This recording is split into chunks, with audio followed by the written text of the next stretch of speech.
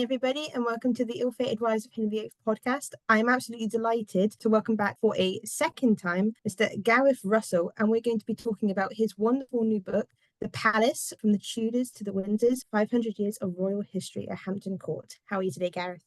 Very well, Emma. Thanks very much for having me back. I'm absolutely delighted. Now, Gareth, your new book is an absolutely witty, dramatic, and in-depth account of the history of one of England's most influential buildings. And it's quite clear in your writing how much passion and joy you have for this amazing palace.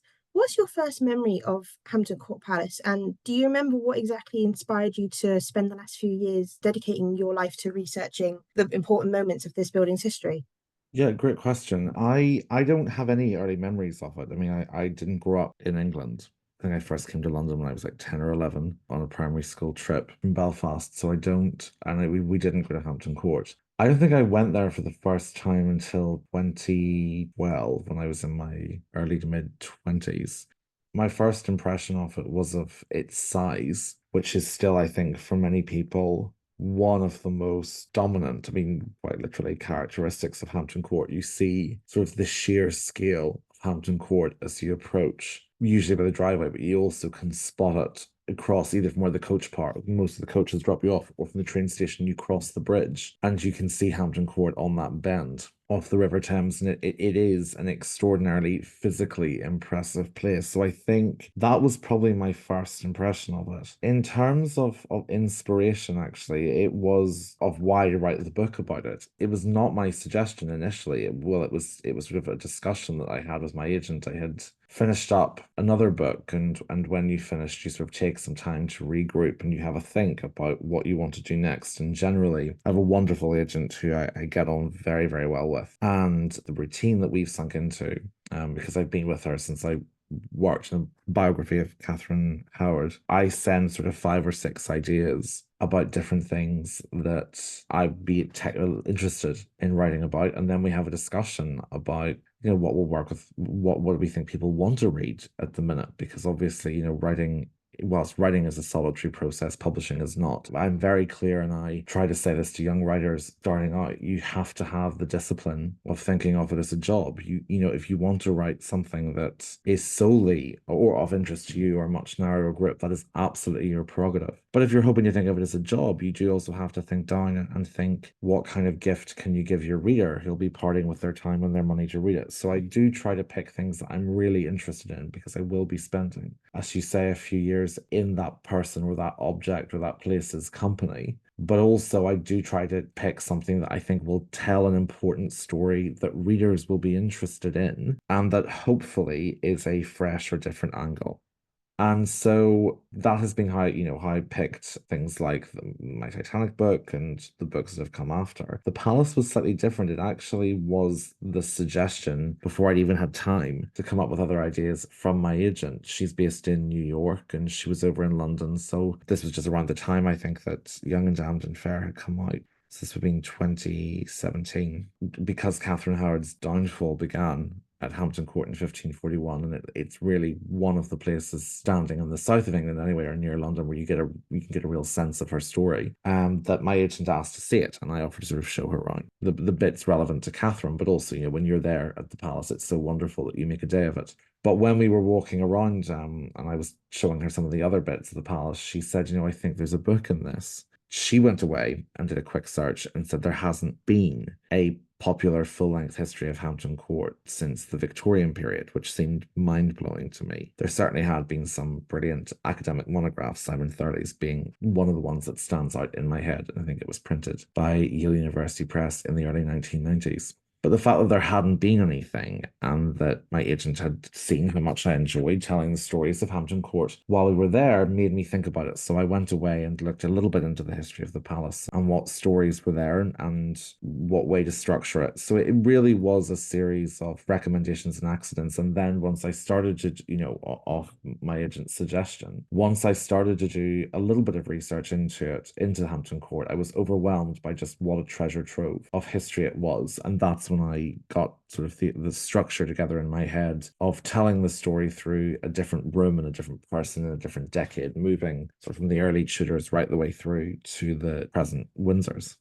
And I think that's so interesting, Gareth, because as somebody who hasn't been to Hampton Court, when I was reading your book, I could feel like I was almost there. And I think that's something quite difficult to pick and to do in books, is to help the reader actually imagine that they were there without having a ton of pictures in the book. And one of the many aspects that I also loved about your book was your ability to detail the history of the castle itself, whilst also providing context on important figures such as Catherine Howard and Henry VIII and Cardinal Wolsey, who have graced the palace with their presence. And the best thing about your book is you don't have to be knowledgeable, especially with architectural designs and trends of the past, to enjoy the book. Was there a particular room or area of Hampton Court that you enjoyed about writing the most, or perhaps was the most difficult to find information about? It's a question I should have an answer to because I've been asked it, and every time it differs slightly. I have a real soft spot for the kitchens, which is the focus of chapter one, which is set in the early part of 1503, when Hampton Court was still an ecclesiastical property owned by a monastic order within the Catholic Church, and it was rented by them to one of Henry VII's favourites, a man called Giles Daubeny. And he hosted Henry VII's wife, Elizabeth of York, to a visit there in January of 1503. And that's really the focus of it, but I also of that chapter. But I was trying to look at what it was like for everyone at Hampton Court. So chapter one also focuses on what it was like to be a servant at Hampton Court when it was still a manor at the dawn of the Tudor period, or the end of the Middle Ages, depending how you want to look at it. And for a very long time, we thought that the kitchens that still survive at Hampton Court, where the staff still light the fire on cold days, which is extraordinary and wonderful. We thought for a long time those kitchens dated from the time of Henry VIII, and it's a common conception that the entire palace is a product of the Henrician period. But actually, those kitchens date from the time when Daubeny lived there. So the kitchens are the oldest surviving part of the palace. And they date from the time of Henry VII. And I love them. And I love the soot on the walls, and the meat hanger still there. And if you go over to the corner, for instance, on the wall, it looks like the Star of David. It's actually the Star of Solomon. And it looks like what's in the middle of it, carved into the wall, is a WW, but it's actually two V's, meaning Virgin of Virgins, and encased in the Star of Solomon. And it was a prayer to the Virgin Mary, carved by some servant in the time of Henry VII, we think, or at least early Henry VIII, onto the wall to guard against mishap. And you can still see smudge marks into the wood where they would have burnt the Candlemas candles to ward off the devil and evil or accidents. So there is just such an extraordinary sense of what it was like to work in the kitchens when you go there. So I always recommend people start there. And actually, when you do visit, you go through one of the gatehouses and you immediately turn left, and it kind of brings you to the kitchen. So it's an easy place to visit. But yeah, I think probably for me, the kitchens really do stand out. Another room that I loved is actually on the Baroque wing of it, that replaced the Tudor private apartments in the 1680s, but it's called the Queen's Drawing Room.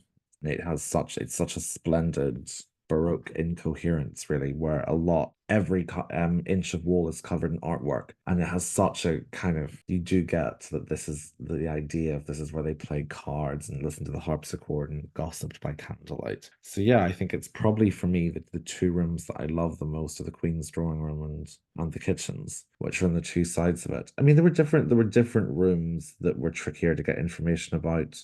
Most of them are the former King and Queen's private apartments for a variety of reasons. The chief one is the most obvious, which is that they've been demolished. The private wing that contained Henry VIII, and actually the first queen to live in them was Catherine Howard, but those private apartments, they were deteriorating quite badly by the 1680s. So Mary II and William III to have them demolished, which I think horrifies a lot of Tudor lovers and certainly Tudor historians as well, though I don't know if they had much choice. I think that apparently they were kind of coming apart at the seams. And so they replaced them with the Baroque wing that's there today. So the private rooms of Henry VIII, and particularly the Queen, so the queens who lived there in those rooms, Catherine Howard, Catherine Parr, Mary I, Anne of Denmark, Henrietta Maria of France, and Catherine of Braganza, trying to recreate what their rooms were like is very difficult. And then the king's apartments, the monarch's apartments, Henry VIII, Edward VI, Elizabeth I actually chose to live in the king's apartments, and James I, Charles I, Charles II, and very briefly James II. Those apartments are incredibly difficult to recreate. We're sort of going by imperfect floor plans, and so yeah, those are obviously tricky. In chapter 9, which is about Elizabeth I's brush with smallpox at Hampton Court in 1562, there was a room called the Paradise, that 16th century visitors, late 16th century visitors, I should say, described just sort of the wonder of the palace. And it is gone. It went in the 1680s with those demolitions. So obviously the fact that they're not there makes it trickier. And then also I suppose there are other parts of the palace that are difficult because they have changed so much. Very few of the rooms are exactly as they were. There are some rooms that are easier. As is always the case, fortunately for historians, the church tends to keep very good records. And so the chapel is a very well documented space. And I was very lucky to speak with one of the clerics, the clergyman who lives there,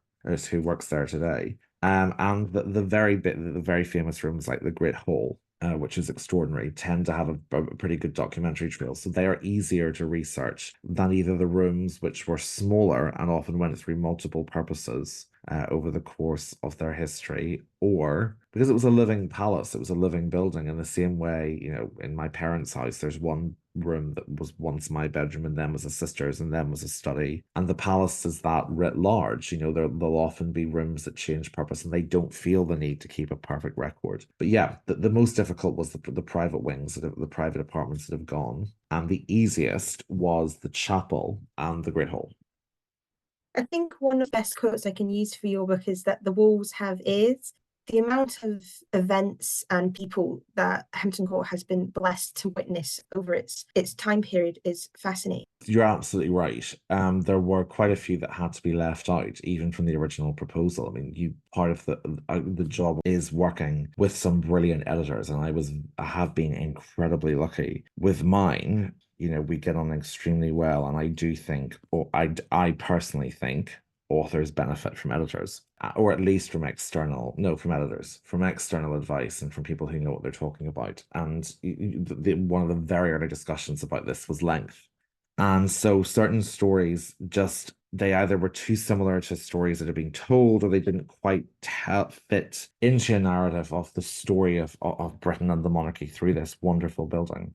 And also, you have to bear in mind that if you're lucky, when a book comes out, you'll be invited to do talks and you'll be invited to do interviews like this. And if you have stories that were fabulous and interesting but didn't quite make the cut of the book, it means that you can continue to inform readers and entertain listeners, so you're not repeating the same stories over and over again. So there is a utility to having a good list of stories that, for length reasons more than anything else, just couldn't quite make the cut of the palace itself. So stories like the casket letters being brought there, or pertaining to Mary Queen of Scots, or the diplomatic reception for the French in 1527, or again in 1546, the visit of the Earl of Tyrone at the end of the Irish uprising against Elizabeth I. I mean, there are some really phenomenal stories. I had wanted to put in a chapter about sort of the tail end of the life of Catherine Howard's uncle William, who died there in the 1570s, or Elizabeth I's childhood governess Blanche Parry, who lived out her life well into Elizabeth's reign. But there were 9 chapters in the Tudors, and I felt it was more important to end it on the story of Thomas Platter and the discovery of the Inuit painting.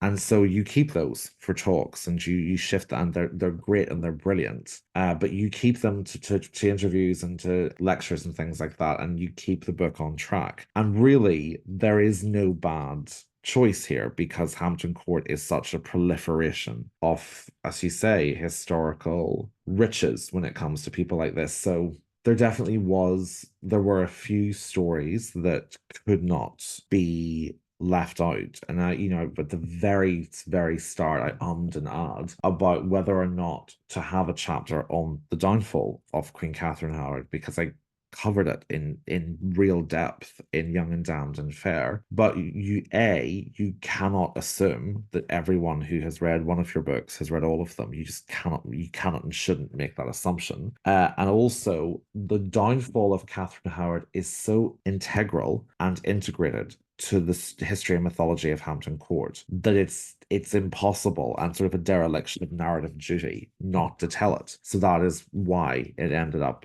as chapter 6, The Haunted Gallery, partly because it's one of the most famous rooms at Hampton Court, and the fact that it's allegedly haunted by Queen Catherine's ghost is not an insignificant factor. So I did want to make sure that I included some of the big hitters Likewise, it would have been absolutely impossible and wrong not to include Jane Seymour, who died there and became the first royal to die there in 1537. But I wanted to find a way into Jane that was different, because the chapter before on the Anne Boleyn Gate had been told from the perspective of Anne Boleyn, and there really that it had to be, because Anne had such a huge deliberate impact on Hampton Court. She is, I think, I mean, I argue in the book, she is very much the person who is responsible for its size, which is the first thing, as I mentioned, that I noticed about it. The first thing I think many people notice about it. And, Wolsey turned it from a manor into a palace, but it was Anne who turned it into a leviathan in red brick. She is the reason why it became 50% bigger than it did under Wolsey. So that chapter had to be an Anne. And because chapter 3 was on a queen consort, from a queen consort's perspective, I didn't want chapter 4 to be on someone from an identical social background. So that was why I picked one of Queen Jane's ladies in waiting, Anne Bassett, and tried to show what it was like to work for Jane and to be a lady in waiting at Hampton Court. What was everyday life like for them, and particularly what was it like during very stressful periods, such as when the Queen Consort is pregnant and unwell. So they're definitely, so one chapter's focus certainly impacted upon the other. In terms of kind of the episodes to pick, it's intuitive, I think, or at least actually sometimes history does the job for you. So for instance, in the same way I couldn't have ignored and didn't want to ignore Jane Seymour's tragedy there in 1537, it was never a question that there wouldn't be a chapter on Mary the First's mysterious, allegedly phantom pregnancy, which played out at Hampton Court in 1555. Likewise, you couldn't really ignore Elizabeth I's brush with smallpox in 1562, because they did shape the rest of that queen's life, and they are fascinating personal and constitutional stories. With others, there were some, I would say, chapter 2, which is the Habsburg Emperor's visit in 1522, and then chapter 5, which is the Christmas of 1540, and then chapter 7, which is the summer of 1551. There was more freedom because I wanted to pick episodes that were not just relevant to the palace, but were also revealing moments of the society and the context that this is about. That Hampton Court is both the destination and the gateway to Tudor society, I think, in the first section of the book. And so the reason why I picked the 1522 visit of the emperor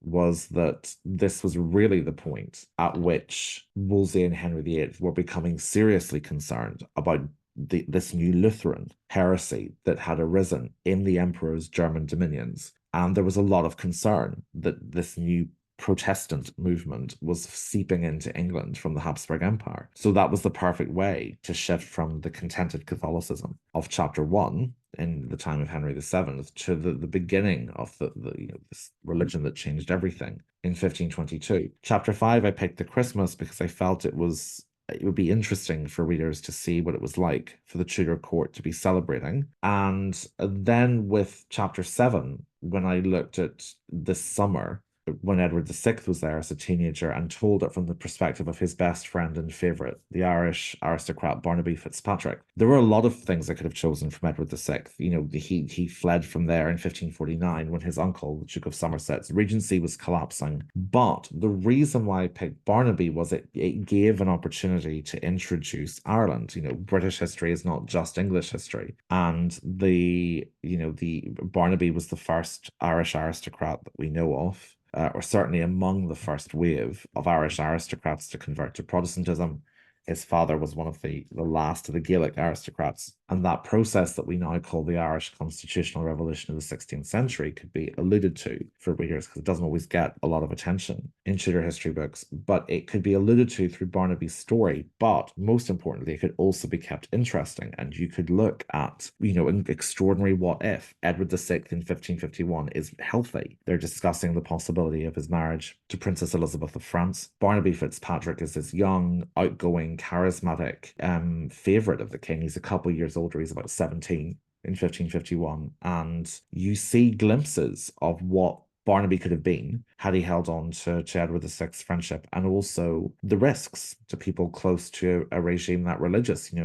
Barnaby's 17 and we don't know whether he is sexually active with women his own age, or whether he's simply someone who's very interested in women. But Edward VI and his pastors, his chaplains, are deeply concerned about Barnaby's interest in the other sex. And I find these wonderful letters, extraordinary letters, where Edward VI is writing to Barnaby and saying, if you find yourself becoming distracted by thoughts of women, play tennis or read the Bible. And to have a window into something that detailed, the dynamic of a friendship from the 1550s is a gift to a historian, and you want to pass that on to the reader. Some of them chose themselves, and some of them were ones that I sifted through different episodes and picked that would be the one to focus upon for the reader. And Barnaby Fitzpatrick was probably one of the ones I enjoyed writing the most, if for no other for many reasons. But if one of the reasons that stands out in my head is that Barnaby's story that summer of 1551 stopped me, and I hope the reader, from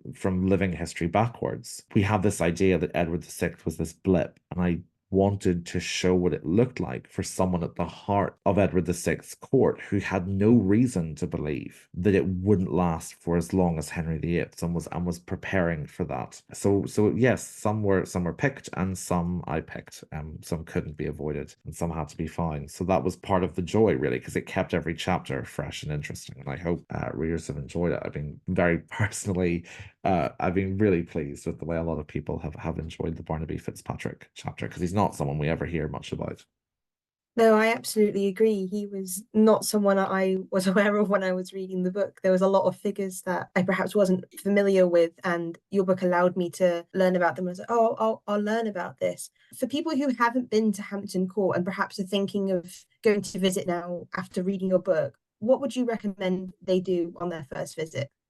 Well, I would recommend taking the day, because you can do sort of the Tudor wing, the public wing of the surviving Tudor Palace in the morning, grab lunch there, and then do the Baroque wing and the gardens in the afternoon. I mean, yeah, I think follow the route, because there is sort of a chronological route you can do. So you can do the Palace, Historic Royal Palaces, the charity that run it, have laid it out really well. You can start with the kitchens, and then you move sort of into things like the Great Hall and the Haunted Gallery and the Great Watching Chamber. So yeah, to very much follow the route. It's also a thing I would urge you to take your time. You will see it in a day, and just allow yourself really to wander through this, sprawling building, and let the history sweep you up, as it were. So yeah, start in the kitchens, make a day of it, and take your time, are my 3 bits of advice.